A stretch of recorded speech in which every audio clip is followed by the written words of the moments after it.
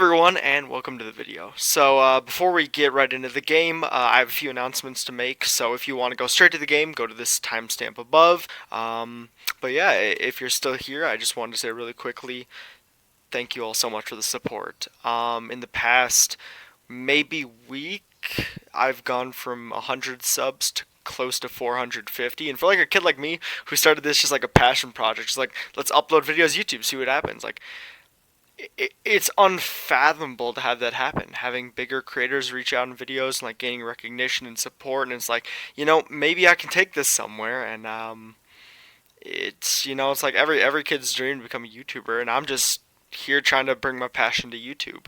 So trying to bring my passion for chess and trying to help you all improve. Because I am a mediocre coach, but I'm trying to become better at it. I'm trying to do that because I love teaching chess. It's a passion. I just love everything about it, and I'm trying to share that love with you guys. So to not keep this too long, because I know you do want to get to the game, I just want to say from the bottom of my heart, thank you all. Thank you to the viewer. Thank you to the subscribers. Whether you're subscribed or not, thank you for seeing this. So let's get right into it. Let's set the scene.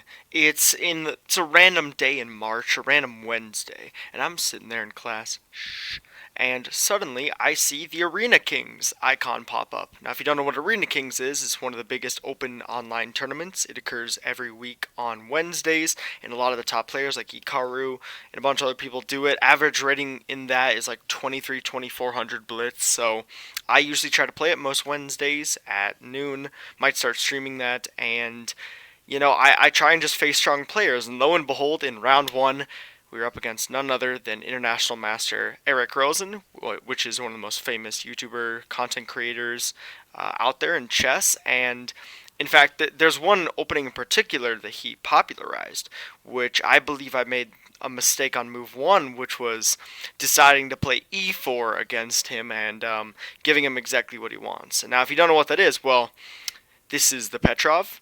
It is this tricky little move, knight c6, the Stafford gambit. Now, instead of reclaiming the pawn on e4, white gambits a pawn and voluntarily doubles their own pawns. So why would they do this? Well, you see, there's a lot of tricks that come in the opening, and one of the biggest parts of refuting it is knowing how to mitigate how to commit damage control and know how much material to give back and how much you are allowed to keep. So the main move here, which I'll teach more in depth at the end of the video, is this move d3, bishop c5, pressuring my king potentially and looking to come in here with a quick attack, as you will begin to understand. This move, bishop e2, and then he goes h5, and I make this error of castling. So you may be thinking, well, like, why is castling so bad? Well, you see, the thing is that in these types of positions, in Stafford gambit positions, as I learned in the video, as I learned when I played it, castling too early is a big mistake because you're giving them what they want, which is a huge attack, lots of initiative. So it's best to wait to castle until everything's safe. So that's gonna be rule number one. Okay. So I'll go put that right there. And now let's go see what happens. But I castle, and he plays this move, knight to g4.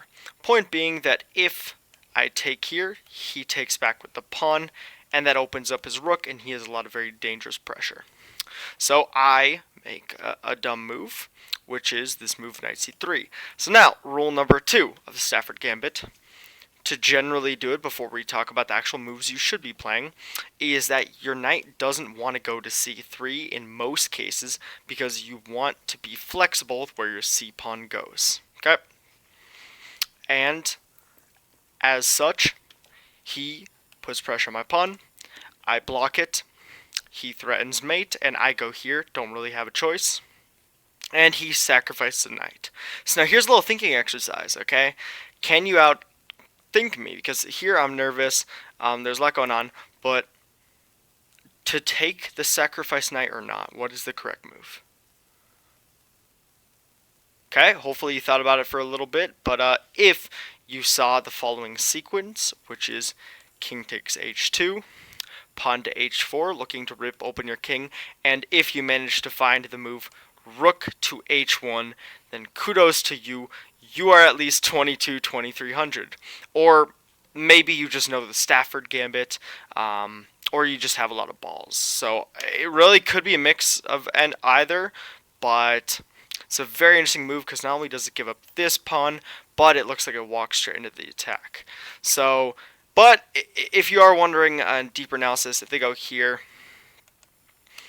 we simply, I don't know what it was, we simply move, and now this is threatened, and after everything happens, suddenly he has rank problems. He's going to be down 3 points of material, and we have no problems. However, if you made the choice I did in the game, which was to instead attack the queen, give up my light squared bishop, and allow this annoying pin, then that's unfortunate because it was kind of dumb. I go king g2, looking to get out of the bishop's array and out of this pin. However, this is a really stupid move because it misses a following tactical motif, which is that the queen is only defended by the king. Now you may be thinking, well, why is this so bad? Well, because after he attacks my bishop, computer says it's not best, and I have to move. Suddenly, there's something called a deflection tactic, which is this brilliant move, bishop to h3, which he finds in 1 second, probably because he already had it figured out back here. And now, no matter where the king goes, the queen is going to be left, and this is the danger of the deflection tactic. So after takes, and pawn to h4, I resign the game because it is simply over. So that was, I mean, if you came here expecting me to beat Eric Rosen, I'm not that good. He's 2,700, and this is me 3 or 4 months ago, so I'm not as good as I am now. And, you know, fun game. Hope to get a rematch sometime, because obviously he would want a rematch, you know, me and my amazing prowess. So, yeah, let's get into how this cannot happen to you, and how, if you face Eric Rosen, how you can beat his beloved opening. If you weren't able to piece it together, the Stafford gambit goes after the moves e4, e5, knight f3, and knight f6, the Petrov. Knight takes e5, and instead of playing one of the main lines of pawn here, or knight here, or even queen here, they played this very dubious move, knight c6. So obviously you have to accept it. You're going to go into the gambit, and the first move that we're going to talk about is this move d3. So, as I already touched upon in the previous one, generally you don't want your knight to be here, but you have to defend the pawn, and nothing else is reasonable. And it looks like you may be, you know, cutting off your light squared bishop, but in reality, one of the main fundamentals of refuting it is staying as solid as possible and pretty much denying them tricks and just holding on to material and your positional advantage. So after this move, bishop to c5, as already discussed, putting pressure on your king side, we are going to go with this move, bishop to e2. So now the point of bishop to e2 is that we are avoiding all knight g4 shenanigans, where there's going to be a lot of pressure here and the queen can come in and there could be a lot of potential problems. So bishop e2, our goal is to just stop this. Yep. And now they have to get really creative if they want to go to g4. So if we're going to go off the move, the master of this opening himself, Eric Rosen, plays this very ambitious move, pawn to h5. The point being is that now knight g4 is permissible. So let's say if we do a random move like this, now the knight is able to go here. And in fact, if we were to take it, the bishop would take back and our queen would be pressured, like so. And this would not be entirely pleasant, or not nearly as pleasant as it could be. So now here is where I went wrong in the game, and here I want you to go right. So the second fundamental to refuting it is this move c3. Again, there's a reason why we didn't put our knight there. We want to play d4 and pretty much cut off their pressuring bishop. And they have literally physically nothing they do to stop this plan. This is why we are +2. All you have to do is do these few moves and you claim a +2 advantage right away and call their opening garbage.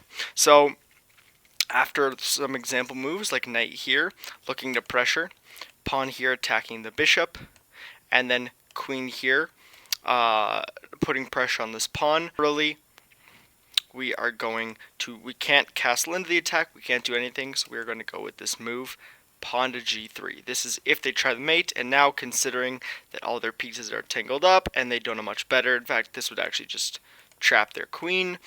So after they move their queen to re-threaten mate, we can always just push a pawn or castle, but my recommendation here is going to be bishop to f3. So it's a very thematic move. Pretty much it's similar to what I played in the game, and it's what I had the idea of doing, but now it is only correct in certain situations.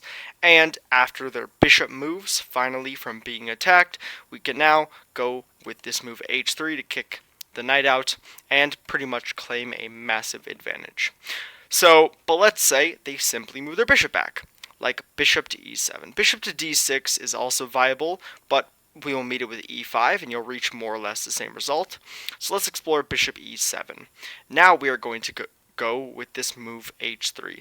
Point being that their bishop has now cut off the queen from the shenanigans, and after their knight moves, you have to be very careful here. Okay, this is a moment that you need to watch, because after this following series of lines, you cannot go with this move e5, because this is a critically less important or inaccurate overextension. Whereas it looks good, it simply gives the knight a really good home here. And after a follow-up move like pawn to c4 and knight to b6, we simply have not accomplished much, and they are going to attack and try and chip away at this pawns, much like the Aleokin's defense, Alekhine, whatever. If you know the opening, then you will understand that what you're looking at is generally not something we want to get into if we can avoid it. So instead, my recommendation after the knight moves back is this move here, queen to c2. Pretty much, we are just going to escape any potential pins, like not saying that there's one right now. We're going to put our queen on a better square, and now this can maybe be prepared, but more realistically, we are just going to slowly develop our pieces. So let's say they play a random move like going here. We are simply going to go bishop e3. After they target the center, knight d2, and after this we are going to claim a very pleasant position and successfully refuting all the tricks of the dangerous but still dubious Stafford gambit.